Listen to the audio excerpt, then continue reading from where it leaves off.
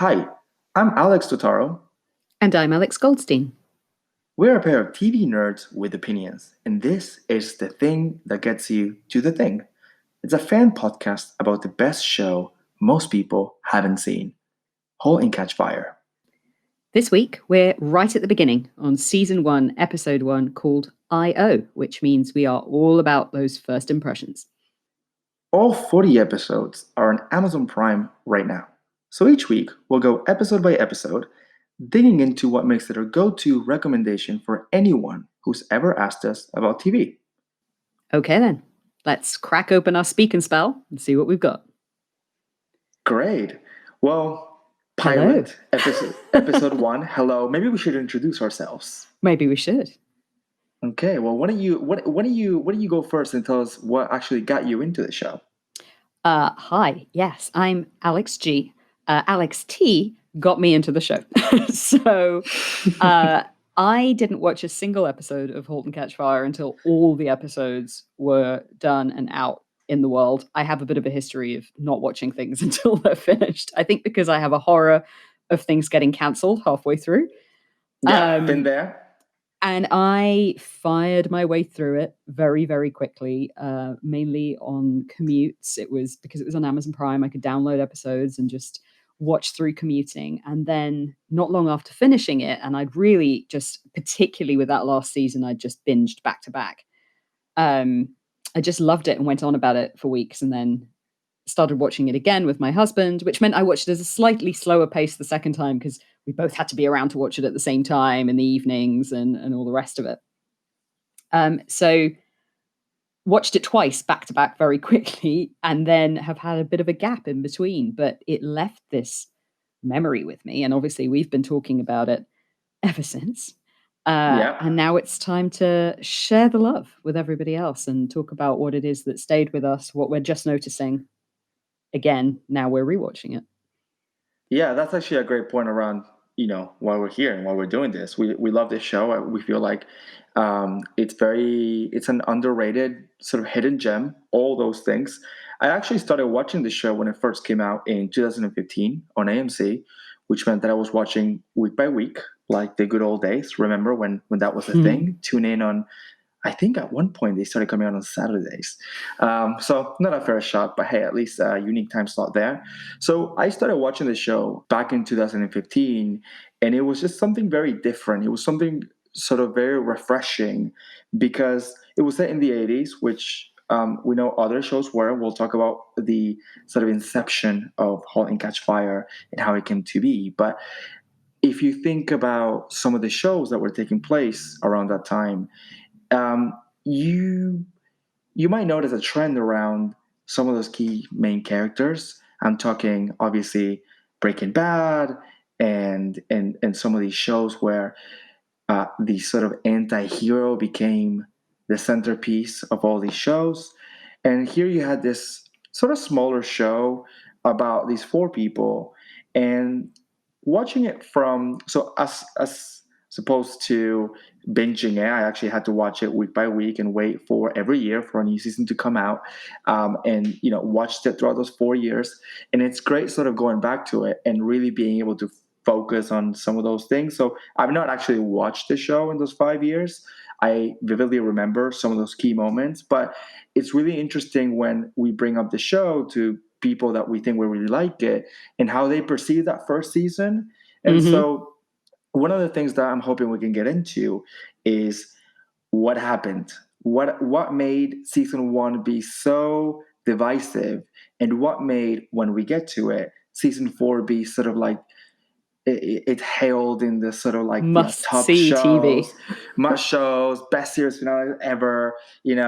Suck at For Game of Thrones. For those people that I've talked to about it, they do seem to divide into, I watched an episode, I wasn't sure, and the ones who kind of weren't 100% on all of season 1, like they saw moments of genius and then weren't sure it had momentum, and then watched season 2 onwards and just went, oh my God, it's put its foot right on the accelerator and it just doesn't let up after that.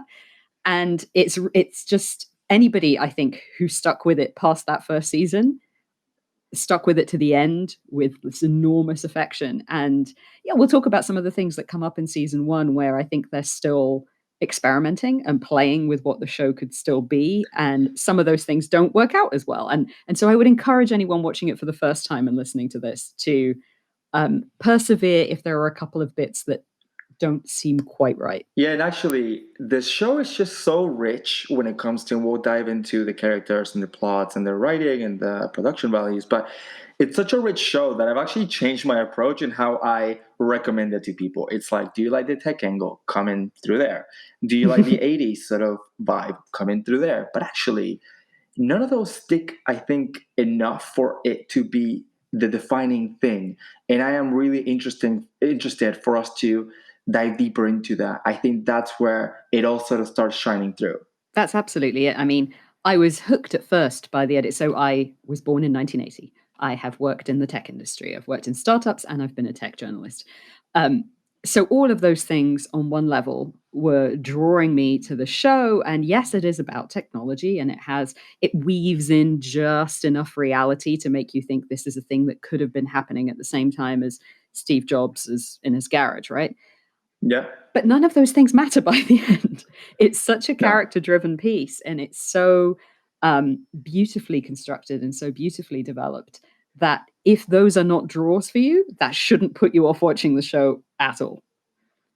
Well, I think a lot of the misconceptions of the show, at least when it came out back in 2015, were actually due to the fact that AMC was really pushing for the next big Mad Men. They had seen such a huge success, obviously, on that show based on obviously the characters and the setting, also set in a similar time frame. And I think that's where a lot of it went wrong. The show was marketed at the audience looking to fill that gap that Mad Men was leaving.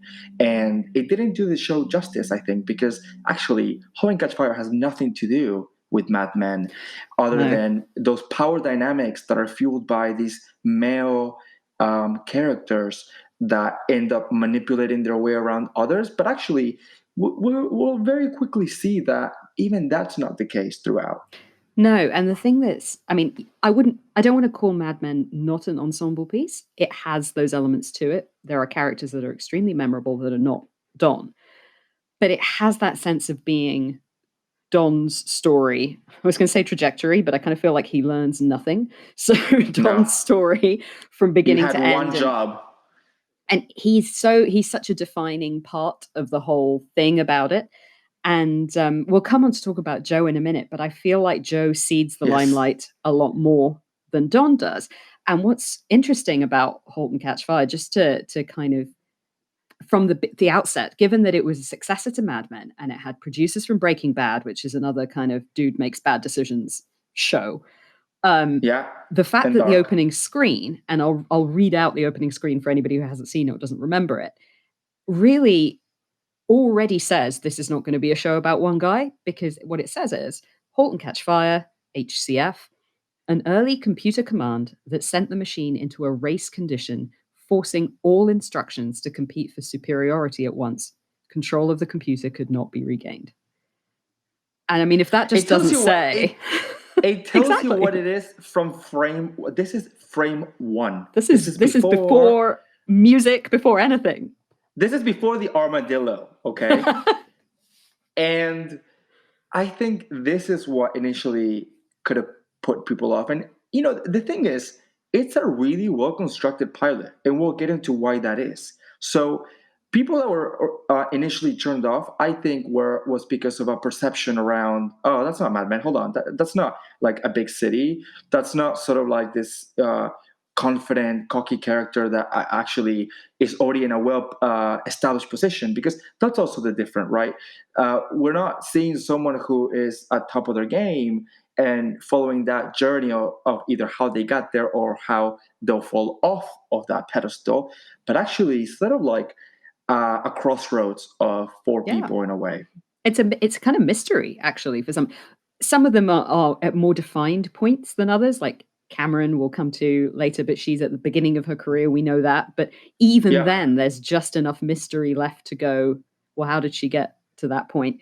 Joe, of course, is a never-ending series of enigmas and Yeah. stories and mystery. Some of it self-defined, like he tries to be actively mysterious. So yeah, it doesn't have that sense of here is a person at point A, let's find out, how they get to point B. It's wow, this is a clash of people all at different stages, kind of in their careers, in their emotional lives, in their emotional development, all kind of coming together immensely quickly. And the fact that it just opens with this spectacular slamming straight into an armadillo. I mean, Yeah, let's spend some time digesting this because I not the didn't armadillo. remember this. I d- Poor armadillo.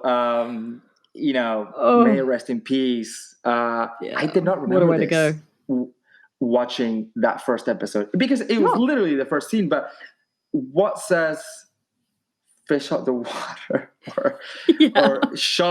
or shark in the pond than a white dude racing on his nice little car in this like random town in Texas, just hitting an armadillo.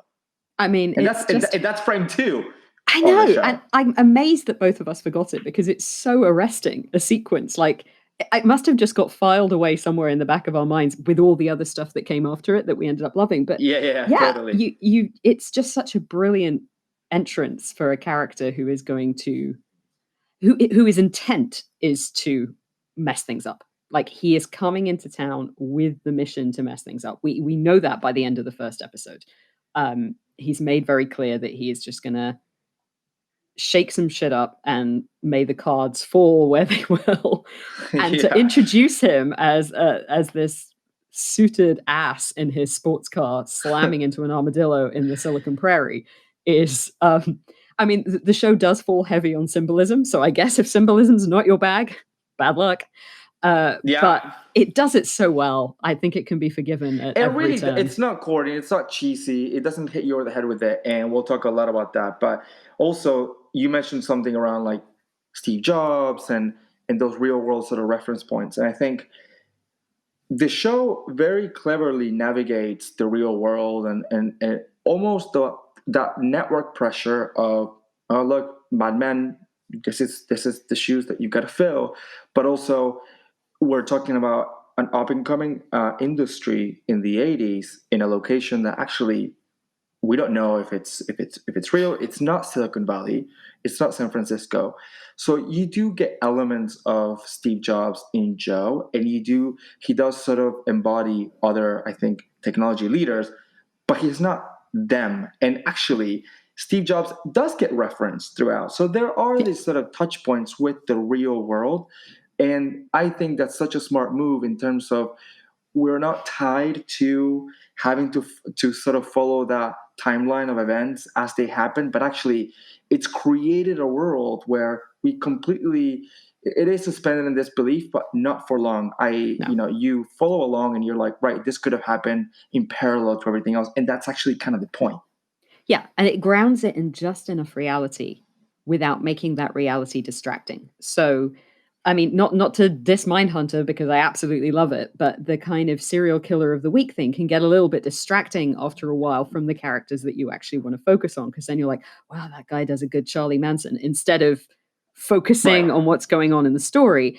It could be a little bit distracting. Here, there is no cameo from, that guy is Bill Gates. Have you heard of him? You don't have that kind of Yeah, or they're on to alarming. or they're building the new Mac. Like, oh, that's Yeah, what they're working on, and so you kind of see it play out, and it turns into this no, like period piece of sorts, and you sort of and it's a really interesting mix. And one of the things that I really want us to discuss, and I think we will, because we talk about this a lot outside of recording it and having it open to listen to other fans, is that actually the show becomes its autonomous this is autonomous thing, and that's the sort of the best outcome I feel like once the writers really get around it. So with that in mind, why don't we jump straight into episode one yeah, and let's talk a do it. little bit about how it comes to be. So the first thing that jumps at me looking again going back and watching it on Amazon Prime is that the pilot is not called pilot, it's called IO, which I believe is a term sort of directly related to development. I believe it's input output. There you go. Perfect. For me, that's just Joe sticking his nose in and out, basically. But Oh yeah. one of the things that really jumped at me as I was watching it was how, and we'll get to the editing, but the pace, and not just the lead pace, God bless is, him. God bless him, thank you, is really well put together. It's not a pilot that suffers from filler, and we'll see that throughout the entire sort of series. It's not a pilot that suffers from creating loads of spinning plates and leads that actually won't lead anywhere, just for the sake of being dramatic and having those cliffhangers. And so that confidence that the writers bring to the table is something that actually helps them create the show Bible in a way, in terms of this is the layout that we're going to follow, and these are our characters. And actually, we're not going to betray ourselves for the sake of drama or for the sake of being inaccurate with something that we told you. We're gonna treat the audience like respectable members of um, uh, the show, right? It's not going to be talking down or anything like that. And this is the thing that's always sort of that just hit me right from the beginning, is it felt deeply crafted. Maybe it's down to the fact that there were only 10 episodes a season, and that meant that there was no real room for kind of too much fat and too many things. Like every show that isn't pre-planned from beginning to end, there are going to be the occasional red herrings. There are going to be the occasional plot lines that kind of peter out and you don't really go back there again. But this doesn't have very many of them. And it feels like, I don't know how far ahead they were able to plot out, but the confidence of putting that opening screen up and saying, this is what the show is about, and they've spoken, the Yeah, makers of the these are show, the the values. writers have spoken about it being about the perception of failure, what we think of as success and what we think of as failure in the world. And having stuffed that sort of screen up at the front and gone, this is about personal growth, failure, success, that Yeah, North Star never gets, like, they never deviate from it. And maybe that's why it just feels like every single episode was plotted out in advance. Because I swear they laid seeds here that they lay breadcrumbs that they pick up yeah, miles down the road. And I was never sure whether that was just a wing and a prayer. Let's hope that they pick us get up for picked next up. season or whatever. Yeah, It must have yeah. been, but that confidence must be why it was kept being picked up. But it's like, no, we're going to lay this down and know that it's Yes, enough. exactly. And the show actually is this episode is 48 minutes long. It's a little bit longer than your usual pilot, and again, it has a name which already sets the scene for that. So one of the things that I was really looking at when rewatching it from the beginning, specifically in this pilot episode, is how each character is introduced. That is the purpose of this pilot, right? It's introducing the setting, the story, the characters, and sort of their motives in a way. Now that's a very tough thing for a pilot to achieve under that time frame, because it's got a lot of characters, but also it's got this pressure that we talked about around being set in the 80s and following Mad Men and being about technology and being about these things. So let's talk about that. We already preempted the armadillo, but what happens Yes. after the armadillo? Yeah. Okay, well, to begin with, let's take Joe, because I think he is the one of all the four, having said that it's not all going to be about him, and it won't. He's the one of all the four that we get to see in the most scenarios. So we are Yeah. introduced to him on his own, crashing into this armadillo, and looking really quite dispassionate about it. So already you've got the sense of someone who has had a sort of little accident or something like that might have made anyone else get out of the car looking sweaty or stressed or going, oh shit, or disgusted.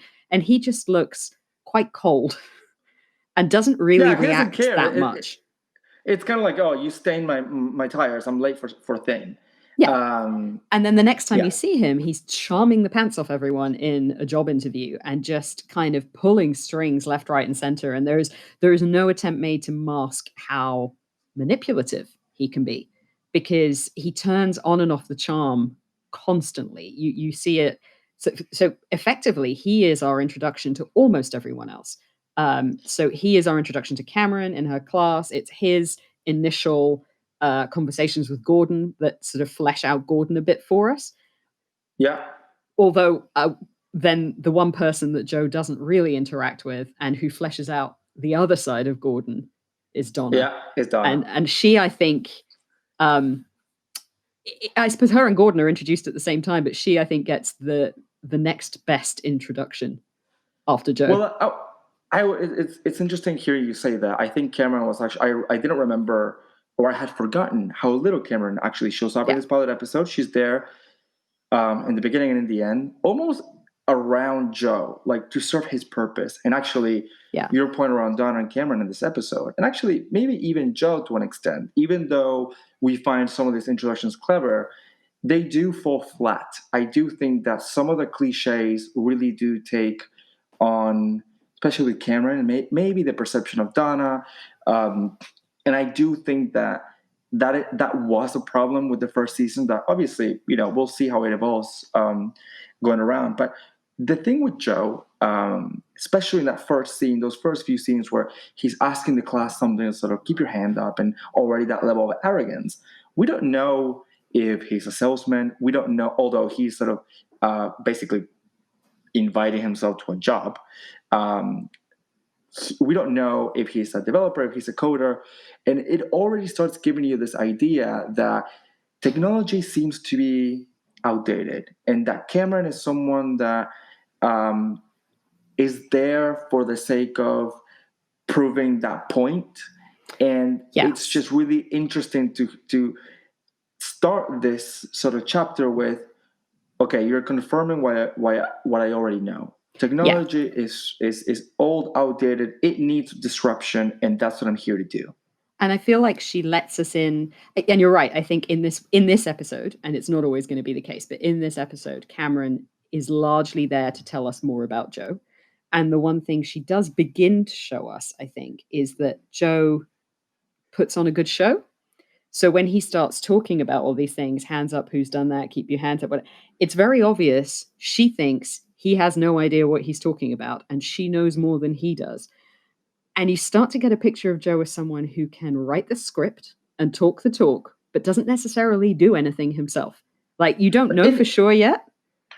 No, and we don't really get Cameron's motives right away. But you're right when saying that she knows more, and she seems like the kind of person who never has to. She's too good to prove herself. It's kind of like, I don't need to do anything. Yet with Joe, that first opportunity of let's go to that closet and do our thing, and get interrupted while doing our thing because of Joe, because of his own big mouth, which again is a wonderful little insight into Joe. Tells us more about him than Cameron, because she is just righteously pissed off, which is fine. I know, and I think that's where the cliche stuff comes with Cameron. It's kind of like, even though she did stand up for herself in a way, it was like, I'm not sleeping around for a job like that I don't even want in the first place, or I don't even know what it is. And to be scrupulously fair, when you're introducing 4 characters, one of them is definitely going to get the short end of the stick. They're not going to get enough time. They're not going to get enough character development. Yeah.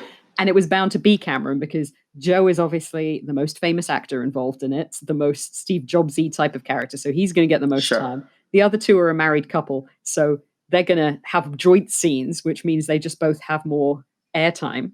And ultimately, yeah. He's the out-of-towner. He's the way in. And those first interactions with Gordon, actually, with taking the parking spot, I think were one, was great, but second, it's that provocative, sort of constantly provoking to engage.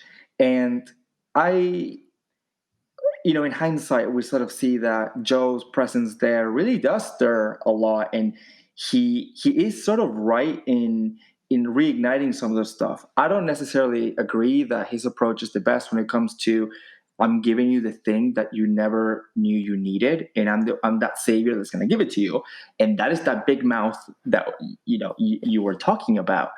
But Gordon is intrigued, and it's really interesting to see everyone's reactions to Joe, from boss, from the head of Cardiff, to Actually, that interaction with boss is really interesting, where boss is like, I'm the VP of sales. As if that's supposed to mean something to Joe that comes from a massive corporation, where a VP of sales is probably just one more person in an office signing contracts. And boss is sort of like, I'm the man, in this very sort of like Texan, masculine figure. And Definitely. And the interactions with the guys at Cardiff, it's really obvious how much Boz and Nathan, their whole identity is bound up in this place. Like Boz talks about how many years he's worked there. I think it's 20 years or whatever it is. yeah, Like it's part of him. Like he can't separate it from himself any more than he could, separate his hand from himself. It is just it's built in. It's DNA now. And the idea that Joe comes in and you get the very, very clear picture in like an hour, basically, that yeah. Joe just doesn't care about anyone else's identity because Joe, you've seen him switch gears in every single meeting with every different person. You've seen him give the direct sales pitch. You've seen him lay into someone. You've seen him inspire someone. You've seen him ignore someone. Like he doesn't care about anyone's identity because all he cares about is pulling the strings that get him what he wants.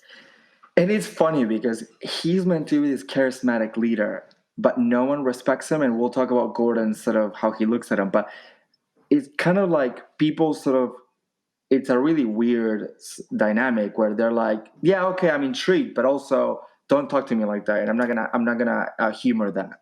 Yeah, I'm kind of intrigued and disgusted. Like I'm following you, but Yeah, I don't know why I'm following you. Like, what's yeah. wrong with me that I'm following this guy? I think And I every think woman Joe has had loves that that. I experience. think I think Joe loves that. I think he loves that ambiguity that he brings to the table, especially to people where that he thinks are sort of stale. They're sort of stuck in the past. They're stuck in time.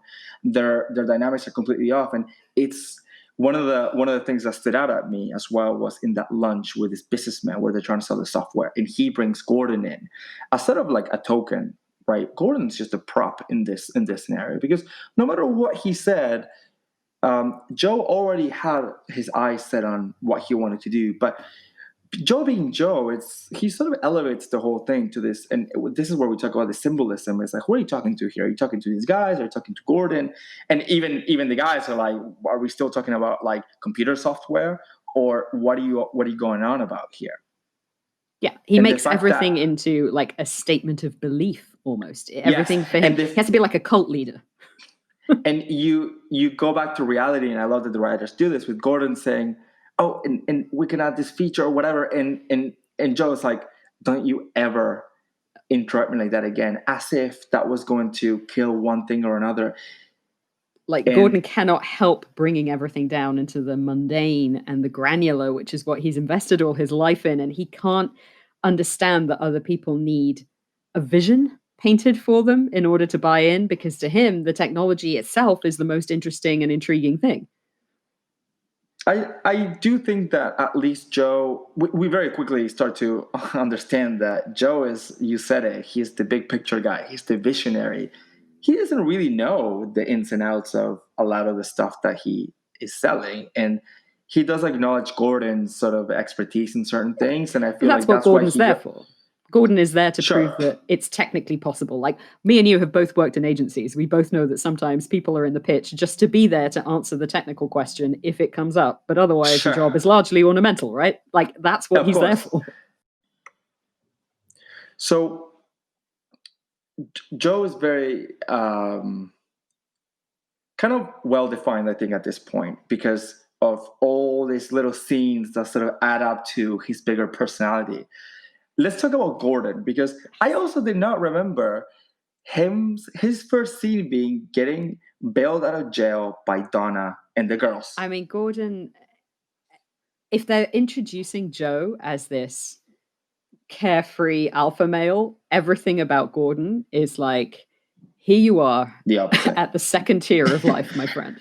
He's bailed out of jail. And that one exchange that he has with Donna, which sets both of them up so well, is when he says to her, did you have to bring the girls? And she sort of goes, Yes. I think I did. And that antagonism between everything about their relationship and the state they're in right now, about Gordon's sort of mired, wallowing in failure, and Donna just being so brittle and frustrated and like trying to keep it together without being nagging, but having to make her point. Everything is crystallized in those two like sentences, and I absolutely loved it. It's like I felt secondhand embarrassment for both of them. Yes, and we're gonna talk about the sort of the role of women in the show in this pilot episode in particular, but throughout. But I love that Donna was like, "Of course I brought them," and he asked because he was sort of like, it wasn't even about like the time of night that it was, any potential disruption. It was, how dare you bring these two little girls that think the world of me because I bring home the bacon, Donna, and you come and bring them to sort of bail me out of jail. I thought that was brilliant, and you're right, that does set them up in a way that really makes you think about their state of happiness in terms of, are they being positioned as sort of a couple that's gonna break apart? Are they being positioned as what makes or breaks them is something that I was sort of jotting down as I was watching. Is it the job? Is it the money? Is it the family dynamics? And Gordon to me is this sort of like tired human that just wants to but can't get his ass in gear to do anything, right? He can't fight Joe when he takes his parking spot because he's just like, eh. He can't say anything back to Joe when he's getting yelled at in the parking lot because of the interaction with the businessman. And you see him in this little cubicle just sort of like looking around and poking his head out. And then you see him at home where also that interaction is minimal, whilst you see Donna juggling the pasta and the speaking spell and the girls. And I I've said this before, but with Gordon, I was like, I don't like Gordon. I think he is everything that he's being set out to be, I basically. mean, certainly at this stage, and we don't know what's going to happen in future episodes because we won't assume anything about the future at this point. He's the Yeah, worst. Like you he's so annoying. he's just designed to trigger everything about you that just makes you think, man, pull it together. And Wrong thing at the wrong play. Yeah, wrong time for anything. just Not always reading the room. like opens his mouth just that little bit wider to force his foot further in. Because like in that scene where they're pitching to the businessman, when that silence falls, like you know it in your soul that Gordon is going to open his mouth and say something he shouldn't. Like that silence is just this gaping hole waiting for Gordon to puke the wrong thing into it. And you know that, when Donna confronts him and goes, isn't this enough? That he's going to say the wrong thing, that he's going to just blurt out, Yeah, nah. Even though you can see yeah. that she's killing herself to try and sort everything out, that he's going to put his foot in it and absolutely say and do the wrong thing. You feel the aura coming off. And I've got like big shout out to Scoot McNairy, who I bet is a fantastic human being, but man, he really invests this guy. He's amazing in Fargo. He's amazing in the last season of Fargo, and that speaks volumes around his acting here as well. You're right. He's someone that actually doesn't. He's defined by his failures, or so we're led to believe at this point, where with little traces of things that we're being told, but not in the same way as sort of the other characters. Because one of the biggest things that you have two sides, right? You have your Cameron's and Joe's, who are like, Cameron constantly saying, I'm not working, I'm not risking my career to then fix VCRs for $10 an hour. I'm not sort of like jumping into this, but she believes that technology, even at that point, is 10 years behind. Corporate America has taken over. It's reared its ugly head, and people have fallen into that hole. And so she's intrigued by Joe's sort of like unspoken proposition of disruption and innovation. And then on the other side of the court, you have um, Gordon and Donna, who are sort of, for two very different reasons, kind of stuck in there and kind of almost comfortable in their own failure, but in an uncomfortable way, if that makes any Well, sense. what's interesting about the difference between Gordon is clearly they have both been involved in something that has been a failure. We Yeah. know this. We know that Gordon wrote this paper about this thing, and then it just didn't work out. And Gordon kind of bitterly talks to his children about what a massive failure he is. And you know that they were both invested in this in some way.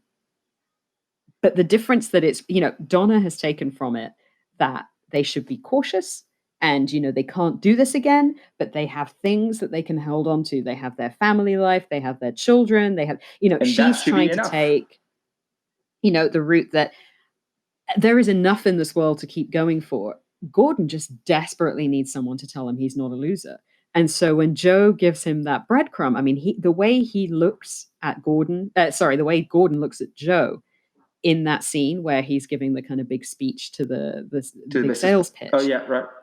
the adoration that he looks at Joe with, he never looks at his own wife with. Right. Like, he doesn't have that level of respect or interest because she can no longer make him feel like he hasn't messed up. Like, it's not enough anymore. They were both in that failure together, so now she can't hold out her hand and pull him out of it. And it's interesting hearing you say that, because it also makes me think about whether Donna is already sort of initially resentful towards Joe for being the one to sort of reignite Gordon in a way, because she can't do it. She can't get him to fix the girl's speaking spell. He does so after having that sort of like wave of inspiration from having interacted with Joe, and sort of that potential of, hold on, someone's coming, someone's questioning stuff. Actually, I've been waiting my whole life for someone to pull me out of this swamp rather than me put myself in the limelight and lose it all again, or lose something in the beginning. So I feel like that sets up both Donna and Joe indirectly, but also Donna and Gordon in this sort of tally of disappointments or potential disappointments. And it does feel like Gordon always needs a partner. Like, it feels like he needs to be wingman to something. Like, if we've set Joe up as somebody who paints pictures and is a big visionary, and Gordon as kind of almost like the bricklayer of the operation, he can see the potential, but he can't really grasp like the full possibilities. He No. can only really see the edge of it. And so it leads you to wonder, like, in this scenario, all we're seeing of Donna is of somebody who's picking up pieces and bolting things together. But like, how important was she in this project where they failed? Because it feels like Gordon doesn't really know how to do anything on his own. So the question is, was he not doing it on his own then, or did he do it on his own and fail? But Donna just hasn't been able to pull him back out of it. And these are all kinds of questions that begin to mill around your head. Are like, why does he seem so codependent? Like, what is going on there? Well, let's talk about Donna actually, because So Donna, Donna. I love Donna. I love I have Donna. so much time for Donna, and I am like super sensitive to portrayals of mums. Yeah. Because they're often so terrible, and they're often so the woman with porridge on her shoulder. Especially in that time frame, especially in that time period of, and not only that time period, actually in Texas, in that Silicon Prairie, where we're being shown this sort of masculine VP of sales and this gutsy salesman versus this housewife almost. And we know that she works because Gordon sort of makes a reference around, oh, hold on, my wife only makes X amount of Her salary. she has a salary of X amount an hour where she works. But she is kind of portrayed as this sort of fragile housewife of, I'm kind of here to pick up the pieces, but I got to take care of the girls, and I'm making dinner. You can tell that you're right, that she was a part of something. And actually, when she gives Gordon that speaking spell to fix, you get the sense that she can do it herself. She can probably do it with her eyes closed. Oh, And yeah. you sort of start to wonder how she's going to fit into this world if her sort of expertise actually lies in something very similar to what they may be needing. Yeah, absolutely. So you can tell Donna can solve the speak and spell is not about the technology. It's about making Gordon connect with his family. It's about getting him to show that his family mean enough to him that he will put aside whatever he is self-importantly involved in order to connect with the rest of them and respect the fact that there are other things going on in his life. So, her satisfaction at seeing him mend it is, yeah, you can tell she could, like, because she's the one who starts opening it up and fiddling around in there. You can tell she's quite comfortable with that, and it's just a matter of principle. She loosened the jaw. Yeah. And what I like about the portrayal of her is that, okay, look, the kids are, as kids often are in these shows, and as they were in the early seasons of Mad Men, and as they, time and time again are in shows, the kids are blobs at a certain age, and it's like, oh, go to bed, and they go to bed, and it's like, oh wow, you guys have never been around a real 5-year-old, have you? Yeah. But in terms of her relating to them and being at home and being a working mum, like I love the fact that she looks normal. She wears office clothes. Like, as someone who has a 9-year-old and has never once been to work with food on my shirt that I didn't put there Sure. myself, I like. I'm so tired of mums in shows being, like, oh, she's covered in food stains and like She looks can like do crap both. because she's got It's the kids at home. career of the kids. Yeah. Like, she's a normal working mum. She's tired, she's fed up. She has issues with some of the ways that she's relating to her husband, but she's doing her work and she's being a mum and she's doing her best and she looks okay. I mean, obviously Carrie Bichet is utterly beautiful, I but mean, you're that telling aside, me. the costume Yeah. looks fine. Okay. Yeah.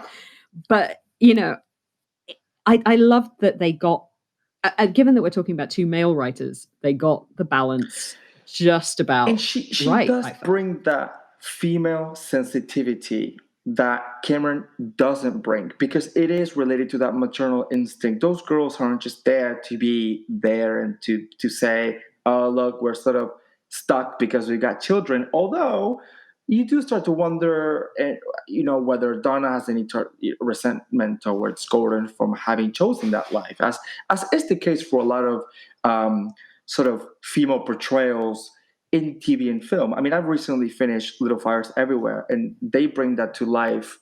Oh, I They love bring that. it. They bring it Love first and that. foremost of her sort of saying, "I don't know if I wanted this, but I did it because it was my job to do it." And so it is really interesting. And one of the things that we'll talk about is none of this is sort of as obvious as it may seem. All these things that we're talking about, we infer from all those interactions. And I feel like this is the true bread and butter of this show, in being able to sort of feed you all these crumbs and you start making up the pieces. Now, obviously, we're in a setting where we're dissecting it sort of in slow motion and picking apart all the frames. Yeah. But throughout the series, the biggest themes that have come across every episode is not whether they make a thing or don't make a thing. It's how are these characters going to do this together or apart should they need to. And Donna plays that role that Cameron cannot fail, because she is For this episode, certainly. Yeah, definitely. it's the other end of the spectrum. And without diving too deeply into the sort of the female stereotypes, but when we go to Cardiff Electric, the only woman there is the receptionist, who actually has no clue what is going on in that building, and is quite shocked that like Cameron and what she's wearing, and yeah, she even reacts to her clothing and her appearance, and it's just, that's the only other woman in the building. And Cameron walks in with self-assurance. She bargains for her salary with self-assurance, and the unspoken bit running under what Gordon says is, my wife gets whatever it is, 15K. It's 15, TI, isn't it? It's Texas Instruments. Yeah. So a real place, at least. And she's like, well, I'm not there. And the unspoken bit there is maybe Donna's being underpaid for what she does. Right. Maybe, she's been in a wave of women who didn't want to rock the boat too much. But what I really like about it, and this is now looking at much broader themes than just the characters, is that there isn't an episode, a kind of PSA issue of the week sense about it at all. The sense that, yes, Cameron is one of very few women in the class. She's the only other woman at Cardiff, and the other woman's a receptionist. Yes, Donna isn't earning as much and is also having to balance housewife duties with her day job. There is an undercurrent of things are not fair for these women in this world, without having to kind of hammer it into a really awkward kind of overt conversation. Not that people weren't having overt conversations about feminism in the 80s. Of course they were. But they don't need to in the show. And that felt like the Mad Men way, right? Like Peggy comes in and like, oh, here's this sort of character that's a woman and in a man's world. And this isn't that. This actually has nothing to do with women in a man's world. It's kind of just, this is just the dynamic that has been set up by this corporate industry where job titles, and boss mentions it to Joe in the very beginning when he says, I can tell from your suit that you worked at IBM. And Joe goes something like, it's a different tie. Well, same suit, different tie, or something like this. And that's sort of their what they're perceived as. And I think the show doesn't spend time explaining it, because there is no need to explain something that is meant to mirror real life. No, it's part of the fabric of their characters because they're in this world and they're immersed in it. It's not something that they sit down to discuss in a sort of, well, Mummy could have been paid 5K more if she'd been a man. You don't need to explain it because we're all aware of the context. We're all aware of the fact that this is, I hesitate to say it out loud because it makes me feel very old, 40 years ago. We're aware of the fact that some things have moved on now and some things haven't. Some people may argue some things have gone backwards, but it doesn't need to be a labored conversation. It is part of the fabric of who they are. It maybe is a factor in why Cameron is so defensive and so aggressive in some ways. It maybe is a factor in why Donna speaks to Joe the way that she does, and sort of just, they interact very little, but when they do, she shuts him down very quickly, and she's not really very interested in whatever he's selling because she doesn't have time to be. She's got two jobs. She's got her day job and her family. And Gordon. And Gordon is a third job, frankly, is a third child. It's part of her reality as a woman that she doesn't have time for this shit. And Gordon does, because Gordon doesn't think of his family as another thing that he has to do. So continuing on this, the whole, we don't need to beat you over the head with it. Let's talk about some of these reference points that sort of show up throughout. Because this show, we talked about symbolism being sort of a very, very heavy thing, and part of the fabric of the show. But one of the things that I really love about these sort of reference points are that they're there and they just help you understand that place and time, but they don't define that place. They don't define that world. We know they're watching Star Wars. Cool. It was in theaters when, by the time that the girls were young and they were sort of hip as a couple enough to go and watch that kind of thing.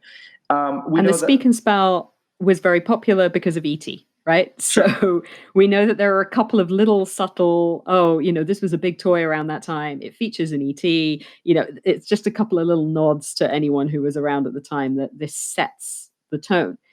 But really, it ain't Stranger Things. No. Like, it's not hammering you over the head with Ghostbusters costumes and neon and big shoulder pads and power suits. Like, what Donna's wearing, while smart and very businesslike, is probably it's 80s. It has a hint of late 70s about it. It's like stuff that she's had for a while that's obviously neat and clean and perfect, but also like she's worn that shirt more than once. Yeah. It's not kind of like a Same fresh with Cameron. soap opera look. Same with Cameron. And Cameron's worn that shirt for like a week and a half. That's what she needs. No, but we talk about this is now sort of blurring the lines between the production values, which I really want to discuss, but things like the furniture and the set pieces and the soundtrack being this sort of more budget conscious, sort of new wave, alt rock type stuff, actually ends up being so much more beneficial to add to the fact that this show is not going to be your glitzy 80s. It is going to be a tired 80s. It is going to be a realistic sort of, it actually reminds me of one of the X-Men films. I think it was Days of Futures Past, where everything is shiny. And I remember thinking about that.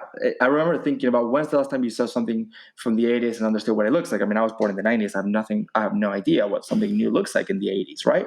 But even those first points of Cameron saying, well, technology is already 10 years old, and we're talking about the 80s, it's really fascinating how, and in a place like Texas specifically, everything is already worn down at a time where society was meant to be thriving from loads of different ways, especially in the US.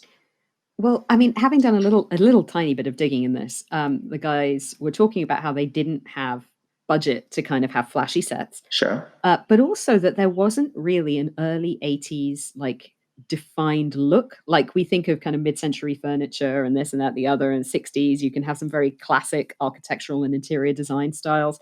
And the early 80s didn't really have a lot of that. So by definition, they ended up getting a lot of late 70s stuff and things like that. And that just kind of adds to this wonderful texture and veneer of realness and bedded inness because like, you don't buy furniture every year to be in fashion, especially if you're a company working on, maybe Gordon has a decent salary, but we already know Donna's could probably be better.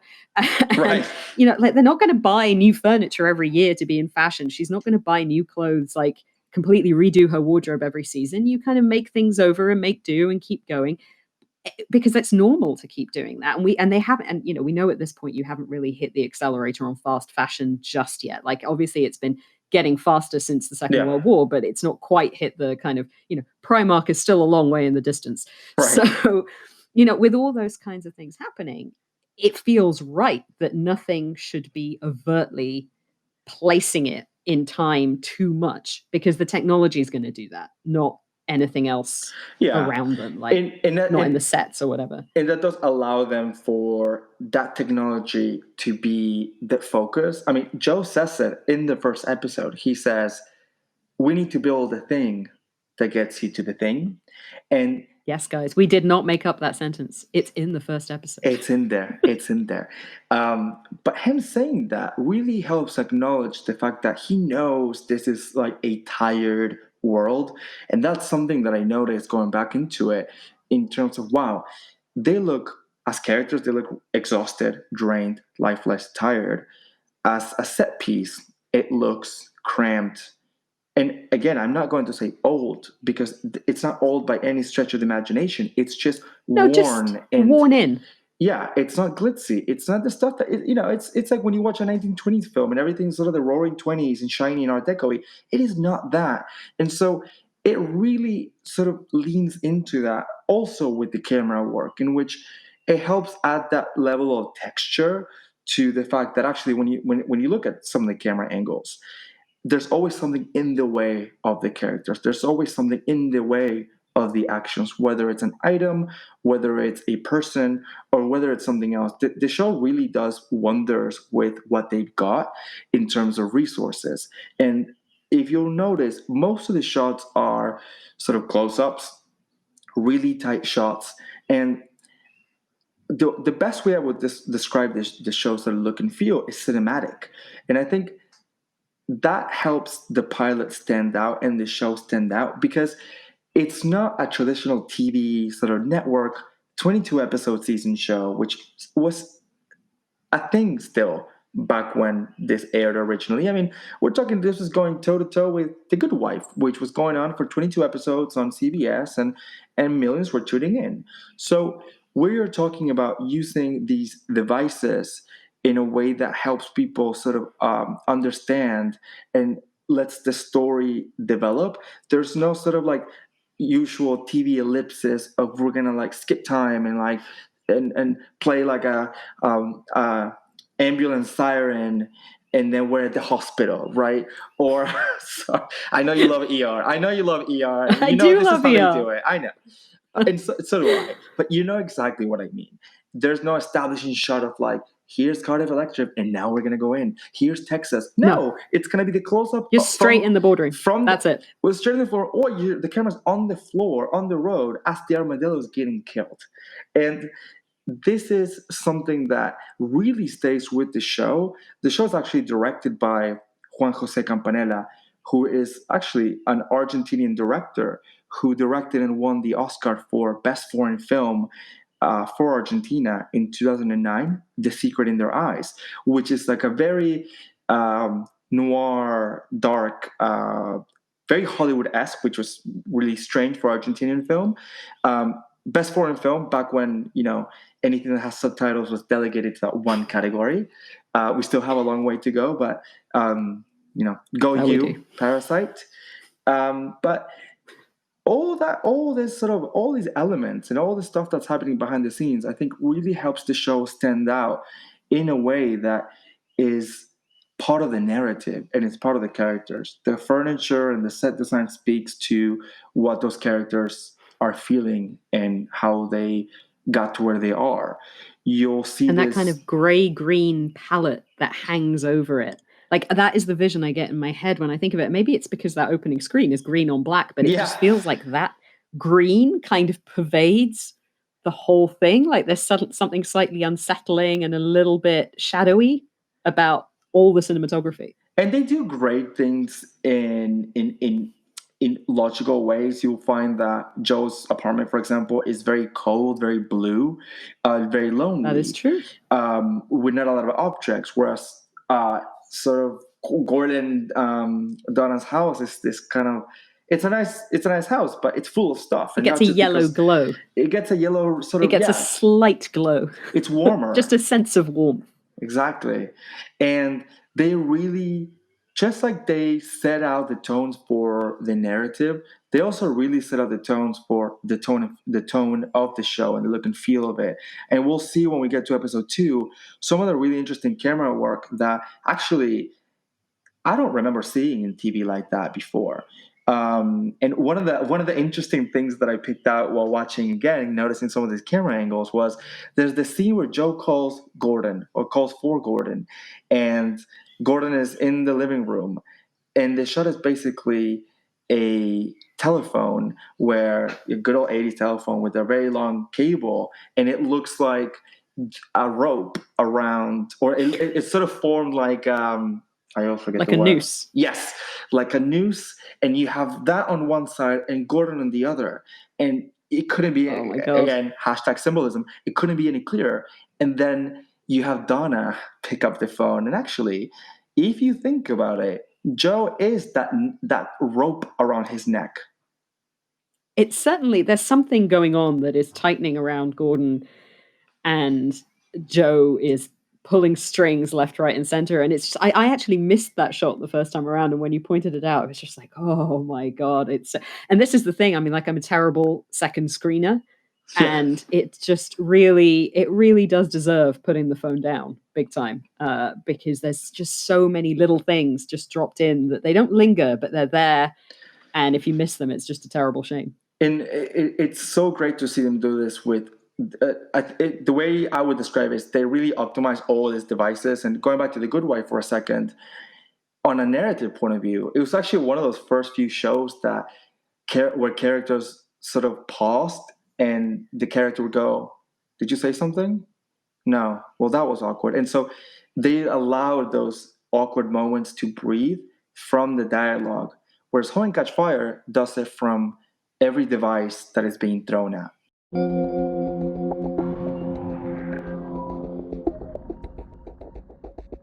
One of the things that we touched on was the music. So you're a fan, I'm a fan.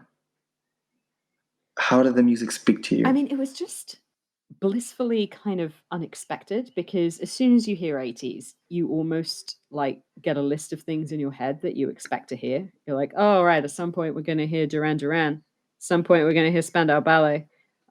You almost get like a wedding singer. I love the wedding singer, no knocking it, but you almost get like that soundtrack in your head of like, okay, we're going to tick off all the big boxes. None of them. And while I know now that it was about budget, I also feel like it was the best creative constraint that they could have had, because it just adds depth to the whole thing. Obviously people didn't just listen to what were the number one hits or the international hits at the time. They obviously listened to a whole bunch of stuff, and these are people who, for in some way or another, lots of them are trying to break out. So like Cameron is very overtly different, quote unquote. Gordon is obviously trying to leave some sort of legacy. So legacy is really hugely important to Gordon. Joe is clearly trying to disrupt things. And so having a kind of indie-ish, new wave-ish undertone throughout the whole thing, and the music kind of being a little bit, it's not always electronic, but just like a little bit different and a little bit jarring. And I was actually looking into the soundtrack, and not just the soundtrack, but actually the score of the way it's composed. And it's by a Hollywood composer, which again continues to elevate this sort of cinematic look, ironically via sound. And one of the things that some of the interviews say is that what he tries to do is acknowledge the time in which the series was created alongside the show itself. And the one of the things that he talks about is representing a bygone era and making the score sort of nostalgic yet relevant and modern at the same time, which I thought was actually really cool. And again, it goes to show the the detail that and the lengths that the creators went through to get this wholesome world set up, basically. It's just the whole thing. Just if I had to describe it as anything, it just feels incredibly well thought out.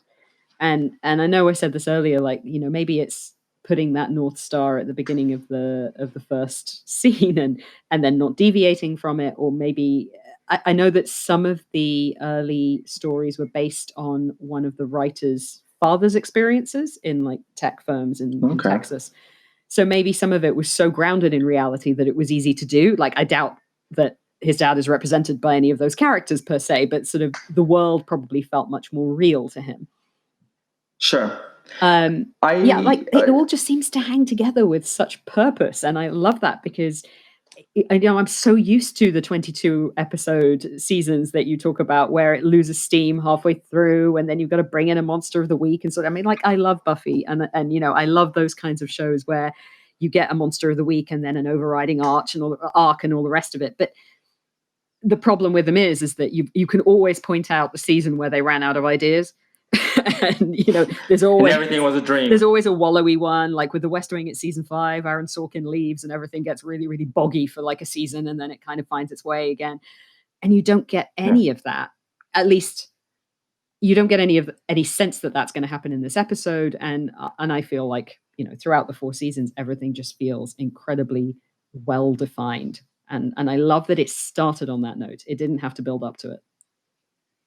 So before we wrap things up about what questions we have for this season and in episode 2 is I wanted to stop for a second on the intro sequence because that's not something that we get a lot these days, and really, on any show, whether they launch today or actually in the past 10 years. But it's such a nice conceptual piece to start each week with. Back when it was sort of being broadcast on a weekly basis, and I actually hadn't noticed because it's sort of absorbed by all of it by the time that you finish watching. But when when their names show up of the actors, they're there sort of in that glitchy sort of look and feel with the soundtrack, etc. And the way that it intensifies throughout those 30 seconds, I think makes it something really special. And it's kind of like it helps set that mood. And back to your point around, and back to the way that a TV show is built, not only as an episode, but as an overarching arc.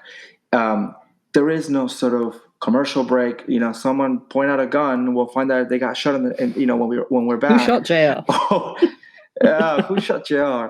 Or that mid-season. I mean, for me, I love the mid-season break and shows really going all out to sort of capture and keep people hooked. That's a skill, and that's such a TV skill, which for me has always made it a step above film from a narrative point of view, and something that I really feel as we have both watched it across very different experiences, how we're both sort of left ruined by the ending. But not just, I'm not talking about the ending, I'm talking about it ending, that it really sort of speaks volumes around how this show is built. So what do you think is going to happen for the rest of the season, and how is episode 2 going to sort of pick up? So yeah, my big questions for episode 2 probably both. I mean, obviously I have some unanswered questions about Joe and his mysterious kind of background and something going on, IBM something. And I have fewer questions about Gordon because obviously he's just terribly annoying. But I'm really fascinated by the two women, and I don't know whether that's because I'm a woman or whether because, as we've said, Cameron is the only one that's not that well fleshed out yet. So I need to know a little bit more about her interests, motives, where she's coming from on all this, because we don't really know very much yet.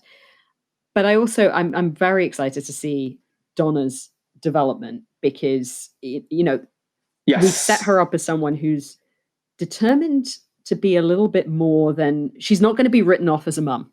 So, and she's not ashamed of it either. She's not one dimensional. She's not just mum. She's not just working person. She's not met Cameron So in episode 1. I'm really, really interested to see where the women go. How is that going to unfold? Because actually everyone's interacted with everyone, but Cameron and Donna haven't interacted yet. No, So- and I do like that Cameron sort of starts and ends the episode. It feels like a natural, again, narrative sort of evolution for that episode.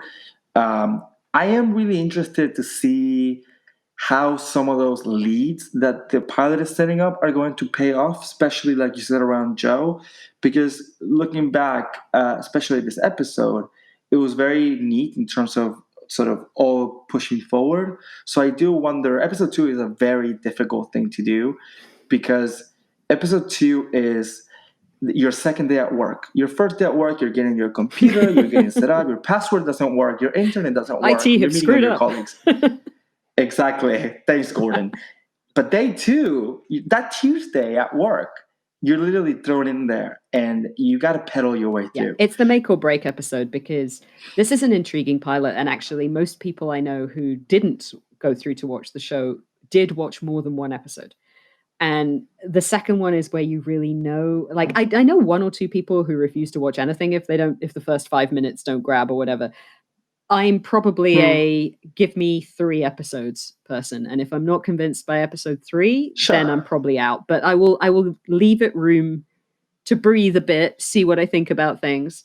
I don't often ditch things. I did ditch The Witcher into episode 3 because I just didn't know what was going on, and 100% Riverdale 100% season 58 did not give a shit what was going on in The Witcher after 2.5 episodes. No, but I think I think it's all based on, even if the narrative is not as strong, I think it's all based on sort of character development. And actually, when we talk about these sort of anti-heroes and these sort of dramatic shows, classic TV shows, and I'm looking at you, Shonda Rhimes, and your Grey's Anatomy and How to Get Away with Murder worlds, this show just literally is beginning to end. There's no sort of like, we start with a flashback and someone doing something, and we don't know what they've done.